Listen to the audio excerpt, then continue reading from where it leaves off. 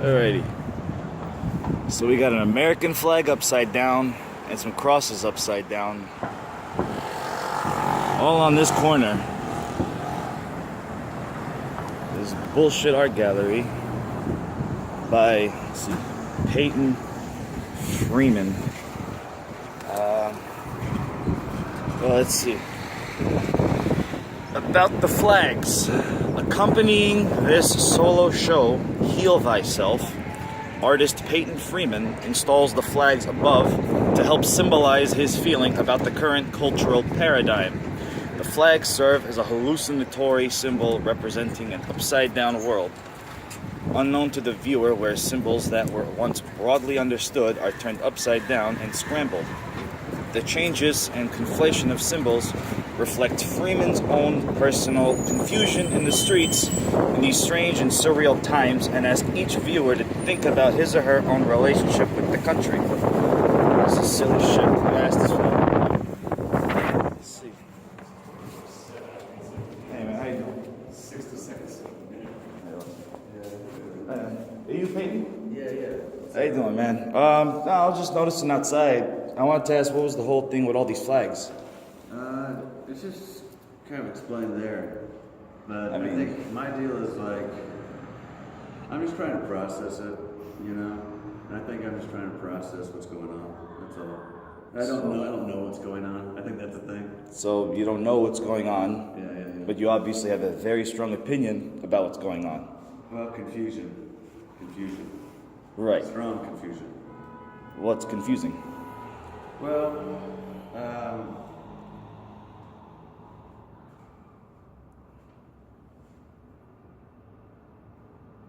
I mean, it's a pretty strong opinion, and it's pretty controversial to some people. Some people. I mean, we And you're not even able to explain it to me right now. I'm asking you, and you're just sitting there kind of. He doesn't need to explain it because it's all here.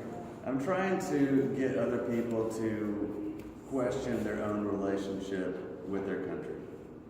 So it's not up for me to explain. It's for you to explain to yourself. That's why I know exactly what it means to me. What does it mean to you? To me, I think it's just to make fun of this country. Honestly, I think it's just an absolute disrespect when you fly a flag upside down. And I doubt you're Catholic, which is why the crosses are upside down. Here, I have a press release. I was raised Southern Baptist. I've been baptized 4 times. Okay? Everything, this is all about me, and this is all about like Mississippi burning. Do you know Mississippi burning? Well, they burned the church. No. There's a Baptist minister who's also part of the Klan. All right. And he killed 3 civil rights workers. All right. Now, Steve Bannon, Mm-hmm. do you think he's a Christian? I don't know. I don't know enough about him to say whether or not. I mean, he runs Breitbart, or he did run Breitbart. Right.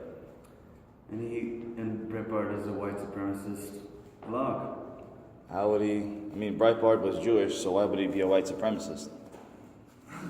I think Steve Bannon is not Jewish, and I think he is a white supremacist.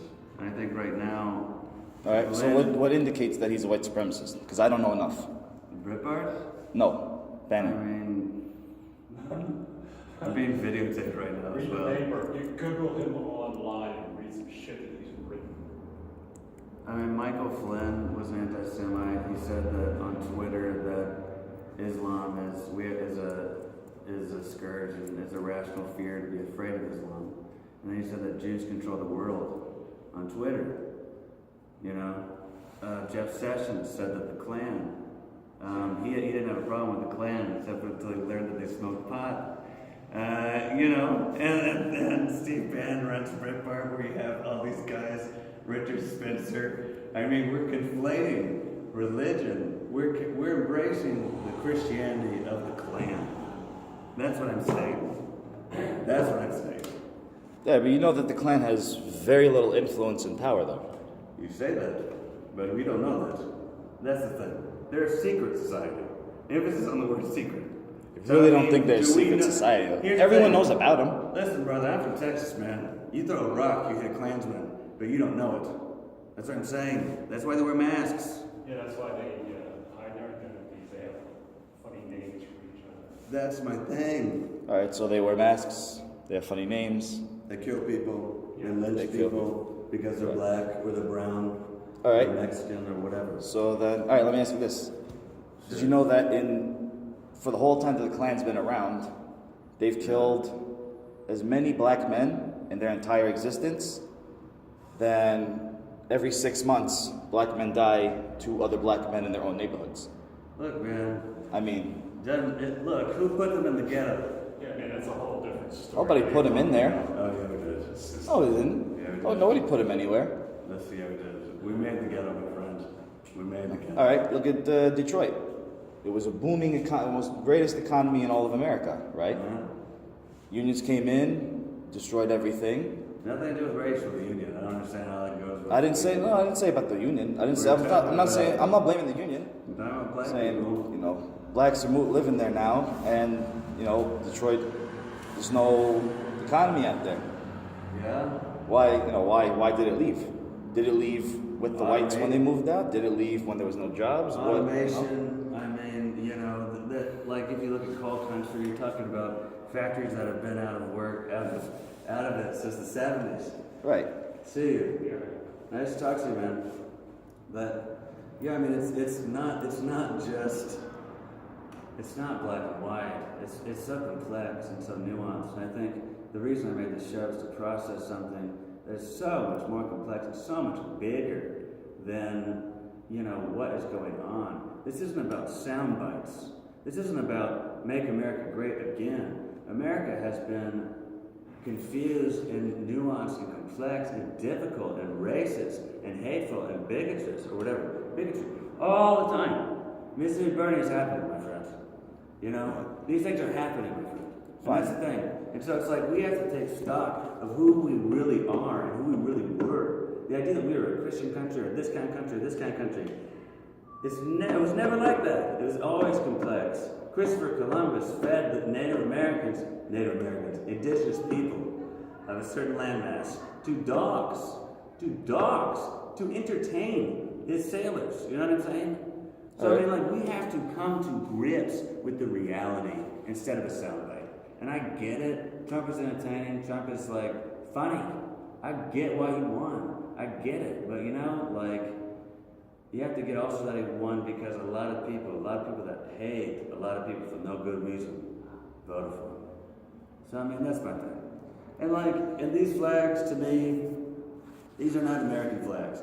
And if you think they're American flags, I mean, they got the 13 stripes in black and white. They got the 50 stars. No, they don't. The 50 stars are covered up. They just have a cross. So you bought an American flag and defaced it. I made my own flag. You took American flags and defaced them. I used them. I used them for my own freedom of expression, freedom of speech.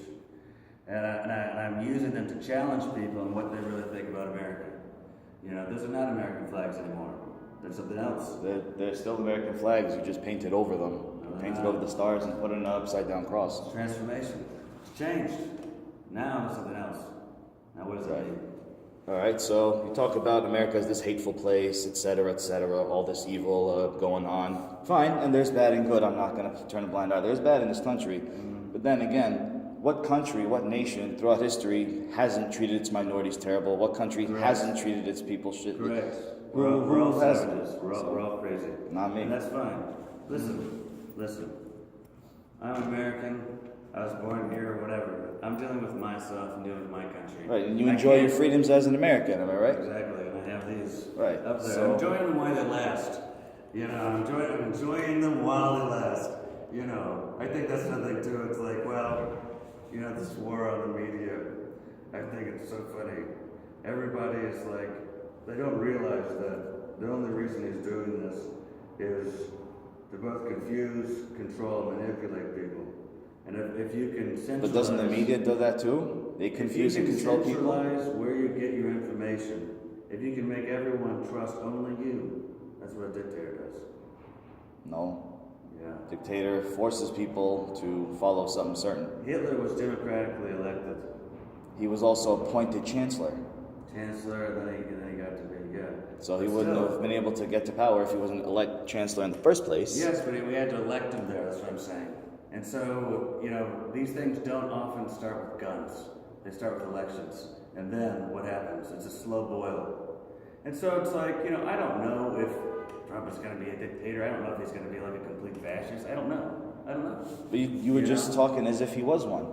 I'm saying he's on his way. He's a proto-fascist. He's a proto-dictator. In my mind, this is my opinion.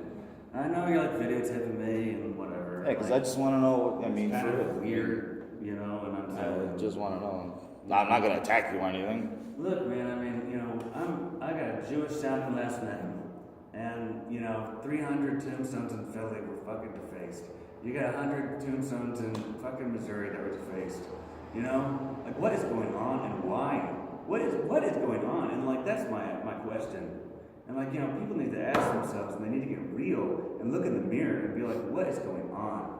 So why don't we ask those people that defaced all those tombstones? Let's ask them why they did it. Under cover of night. You know, and that's the thing. It's like I'm up here, I'm out in the daylight. And this is, you know, I'm trying to reconcile who I am, like my relationship with my family, my who voted for Trump, and my relationship with my own country. You know what I'm saying? And like, I can't talk to those guys that did that because they did it under cover of night and they don't want to be known. And I can't talk to the Klan because they wear masks. And I don't know who they are. Well, a lot of them, they only usually wear masks at their ceremonies. They don't walk around in the daytime wearing masks. I don't go to their ceremonies. I don't want to. I'd say you had to, but usually they only wear those masks when they're around their own people and wearing the cemeteries. I mean, when they're out in the daylight, they're usually without their masks. Yeah, they're not wearing the robes either. They're just, you know. So, and that's the thing, I don't know who they are. It's the secrecy. So I can't talk to them because I don't know. They do hold rallies outside, outdoors, in public eye. I'm sure you can go out and ask them a couple questions. Yes. I mean, do I want to? I mean, it's just like... Well, why not? I'm sure they have a reason why they're the way they are. You might not agree with it, but they like... You know, it's hard. Everyone's got a reason to the way they think, the way they think. I guess. You know, I could talk to a Nazi, hey, why'd you burn 17 million people, why'd you kill them? You know, I could ask them. I don't think their answer is going to make any goddamn sense. I mean, you know, the irrationality of hate, the irrationality of violence, the arbitrariness of violence, that's a terrifying thing. They don't have any good, you know, there is no good reason to hate Jewish people. There is no good reason to hate Muslim people. There is no good reason to hate black people. And yet they do it anyways. Why? To galvanize, to control, to manipulate, to get a base. Because if they can trade on people's emotions, they can manipulate people's emotions, then they can gain power. And that's my thing. This is not about reason or rationality. This is about the arbitrariness of hate, the arbitrariness of violence.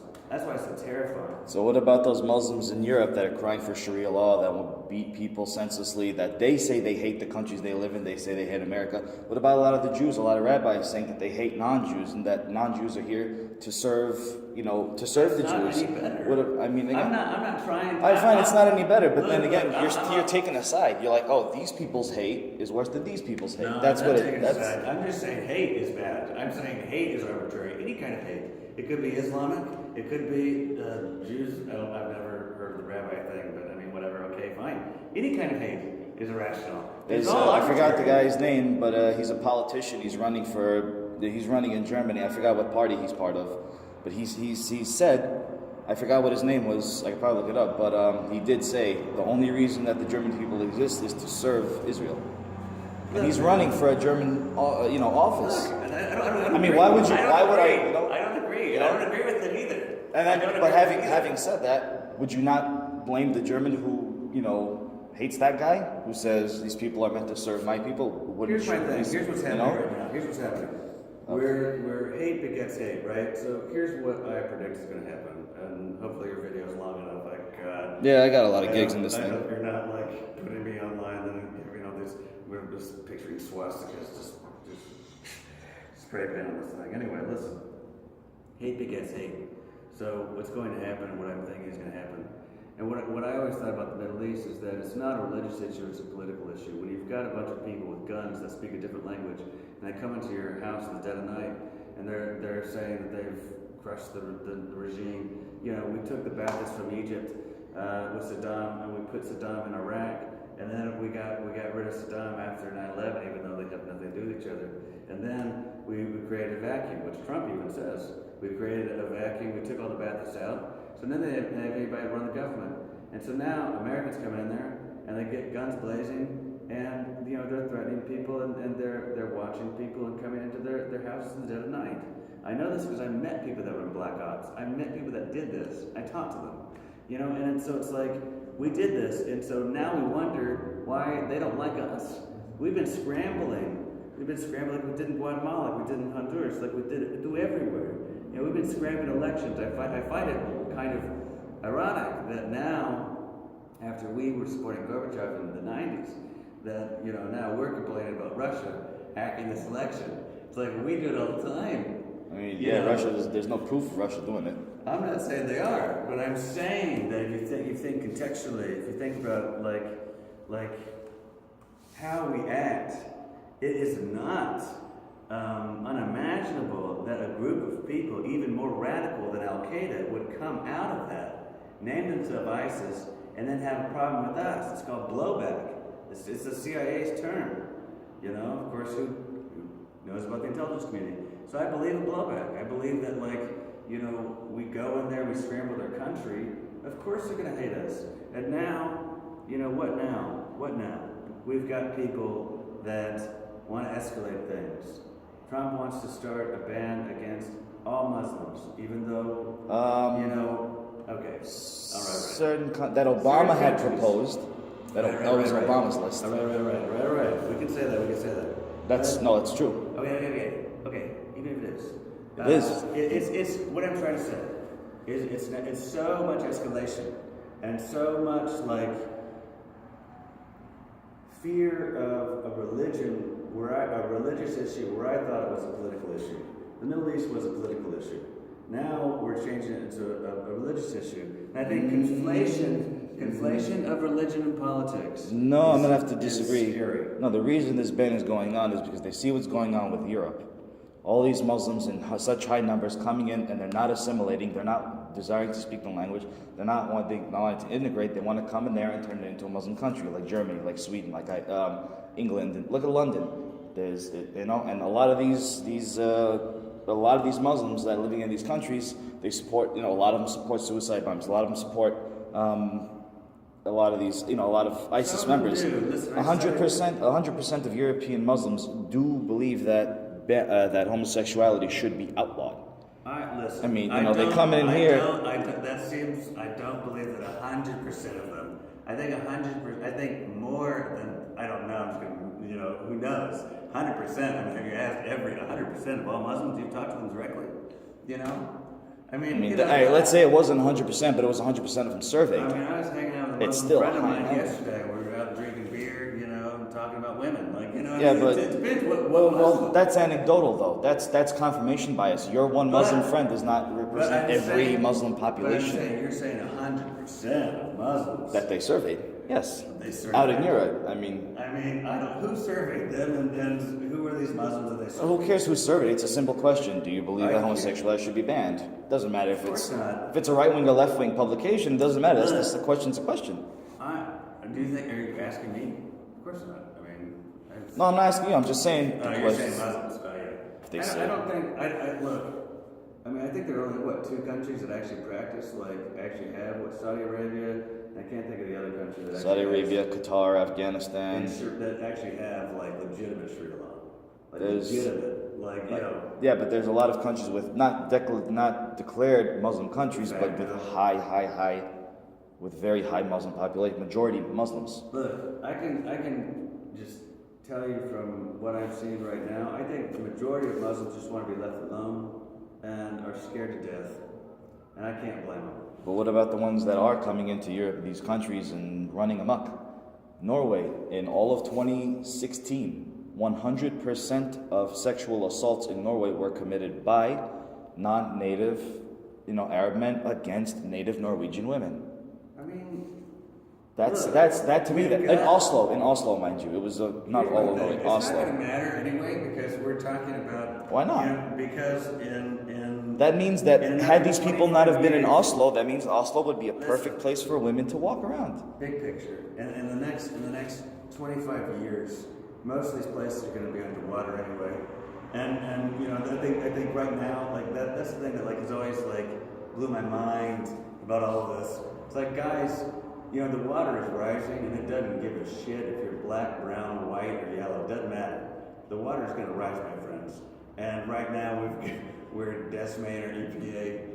So we should forget about all these problems with the world and just focus on water rising. We're going to, because we're talking about the refugee crisis in Syria right now. It's a few million people. The refugee crisis is going to be caused by global warming. It's going to be 300 million over. Just because it's hot? Just because the water is rising, because the ice is melting, right? So the ice melts, the water rises. But if the ice melts, it's not going to reach all the way into Syria. It's not going to reach all the way that far into the Middle East. I mean, everything.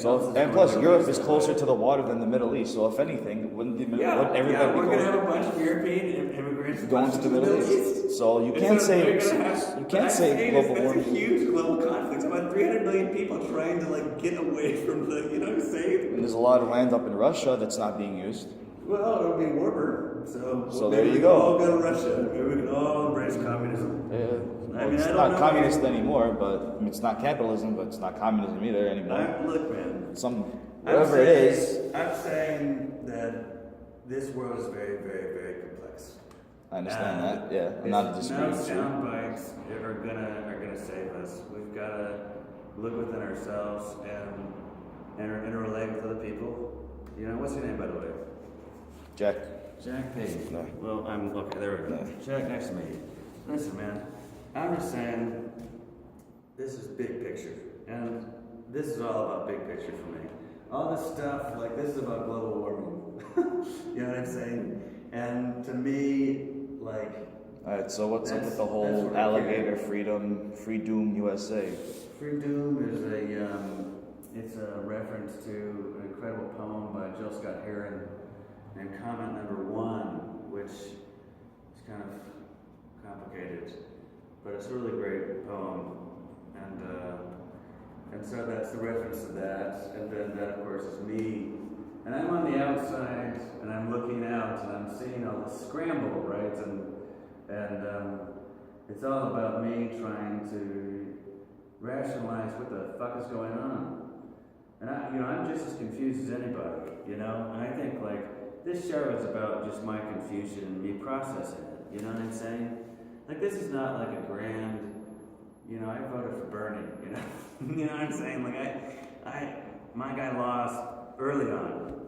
Well, he was screwed out of the nomination. He would have had it from Italy. He was screwed, you're right. The DNC owes an apology. I think everybody from the DNC should be fired because they screwed over the candidate that was going to win. I know, and he would have won one, in my opinion, and again, I'm not right or left at this point. I'm just I'm just trying to stay afloat. You know what I'm saying? I'm in a sinking, own little rowboat. We're all in our own little rowboats, and my rowboat is sinking, and I'm just trying to I'm trying to deal with it. And that's what this is about. It's not necessarily anti-Trump so much as just me trying to process what's going on. I mean, that looks like an anti-American symbol. It's not anti-American because it's not an American flag. It's an American flag. It has a stars on it. It's a flag of my own design. You didn't design it. You took an American flag, you crossed out the stars, you put an upside down cross, and you flipped it upside down. But the cross, you're Catholic, Jack? Are you Catholic? No, I'm Christian. I'm Orthodox. Well, that could easily be St. Peter. The cross of St. Peter. Yeah, no, church. He was I know the reason why there's an upside down cross, but then again, why would there also be an American flag upside down if the cross is upside down with it? And why would the cross be conflated with the flag? I don't know, you drew it on there. But I'm asking you what you think, for Christ's sake. I'm trying to get people to think. Honestly, I see that. I think it's an anti-Christian, anti-American symbol. Okay. Well, I think it's a perversion. Well, it's perversion of the American flag and the perversion of the cross. But do you think that... And like you said, you're a Baptist, you're not Catholic. So I doubt the upside down cross. I'm recovering from the Baptist. I actually have you can get some video of it. I'll talk about this. This is interesting. And this is another reason I left the church. I got baptized several times in my life because I was really, I was afraid of going to hell, And the last guy that baptized me was a preacher who ended up being convicted of pedophilia. And I was the last guy that he had to raise me up in the water in front of my parents. And I think that was that's hard to deal with, you know. So I mean, Yeah, and that's disgusting. He should be put away. He was. You know. And But then again, that was tough. one terrible preacher, it's disgusting. It is. I'm never going to defend someone like that. Yeah.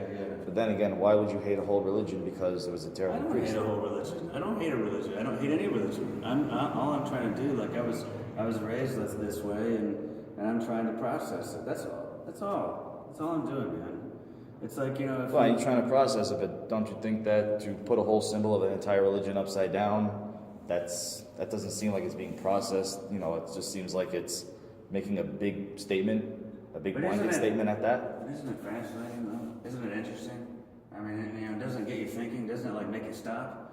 I mean, that's all. Oh, it made me stop. Definitely made me stop. All I'm trying to do is just trying to make people stop and maybe make people think. This doesn't even use, if you read it, which I'm sure you did. Yeah, I did. It doesn't use politics. It doesn't use religion. I made that specifically because I wanted people to come up with their own ideas. But wouldn't you consider a flag a political symbol? I mean, some flags are, some flags aren't. Depends what they are. Wouldn't the American flag be would not be a political symbol though? You gotta redo those damn things.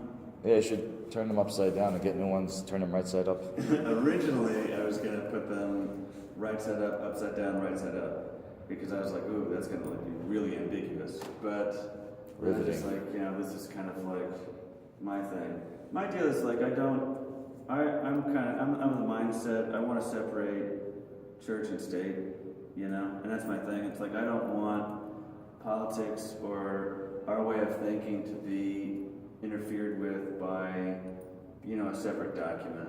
And that's what the flags mean to me. It means that like I'm scared that we are going to have a foreign war based on that's not political but becomes religious. So like a crusade? A crusade. So, and I know you're going to say the Muslims are involved in a crusade. And they were the ones that started the whole conquest. I'm still on the fence about all that. I think it's a political thing. I think it's more political for them. I think it's just a bunch of guys that, they're... I mean, right after Muhammad died, Muslims just started holding conquest left and right all over the world. Yeah, but... And when they finally got to the European countries, Europe was like, hey... I think if you escalate it, and you're like, oh, you want a crusade, we'll give you a crusade, then we're going to get a crusade.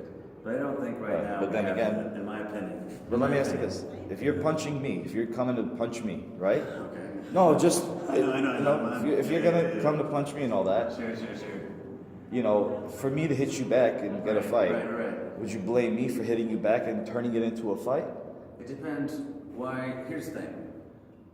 With 9/11, who did the punching? Did Saddam really do the punching?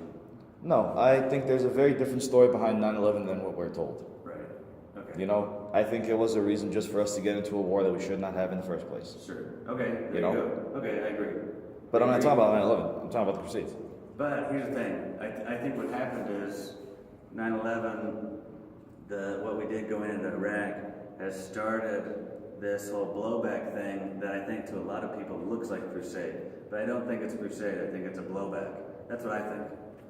Fine, I can agree with you.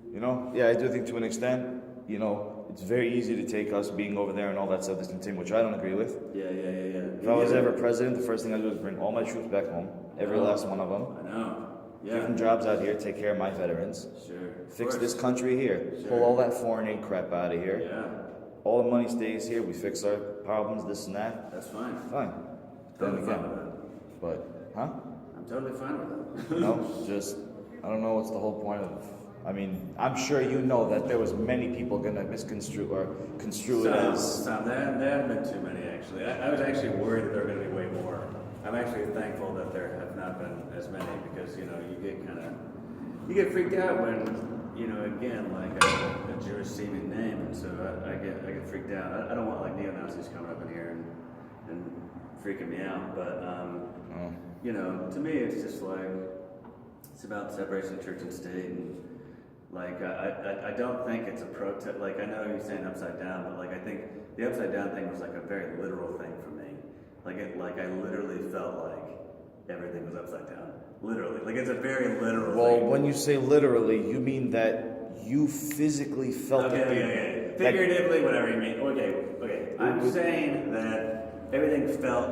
I'm saying that the physicality of the flag being upside down was a literal manifestation of my figurative understanding of being psychically turned upside down. Does that make sense? Fine. Right. So It's like a brand. physical- Fine. The world changes Yeah. to the point where you feel it's very upside down. Yes. Exactly. I can understand that, but Yes. then again, you feel that as if it's upside down. But again, Yeah, and that's what and we knew it. We knew that people were going to be mad or might be mad, and so that's why we put this up there. And I think like it's very short, but it may be a little bit vague, but I think it does really like tell it like it is. I really do feel like that. That's all it is. It's like just a literal manifestation of a figurative feeling. Does that make sense? not really. No. Well, I'm trying, Jack. Give Yeah. me a break. But I'm sorry if you feel offended. I don't mean to offend so much as get people talking, get people, relating. You know what I'm saying? I mean, because the thing is, the reason I don't like it is because both sides of my family, my mom and my dad, both immigrants. They Yeah. came from a country who was under the Soviet Union. Right. They came here. Right. They were able to make their money. They were able to, not just rely on daily rations, not rely Yeah, on, yeah. not have to worry. My great grandfather, he Yeah. was thrown in a gulag for 10 years Yeah. because what he said was this is during Stalin times. Yeah. There was a statue of Stalin up, and one thing he just said, he was talking, family, friends at the table. He's like, oh, usually they put, statue of leaders up when they're dead, not when they're alive. Next day, he ended up in the gulag 10 years out in Siberia, where it's so cold that you can hear trees exploding. Jesus Christ, that's awful, man. I mean, things, and then, Right, you have here's this, the thing, you have here's this the level of freedom in this country and I all know, that. allow me to do that without Exactly. going to a gulag, So, right? exactly. You weren't thrown in Right. So that's kind of getting nice out. that I can have this expression. So, why the perversion for a country that allows you to express that so-called perversion in the first place? It's like, well, hold on. I want to do it, but then again, this is that kind of country where I'd be thrown away. I should be grateful for living in this country that gives me the I opportunity. am grateful. I'm proud American. But It's just I'm a proud American that is having. if you love your country and you hate your government, I'm all for that. Yeah. Yeah. But then again, the flag, does it really represent the government, or does it represent what this country was always meant to be? I mean, I think like right now the flag, like I worry about nationalism, and I worry about fascism. What's wrong with nationalism?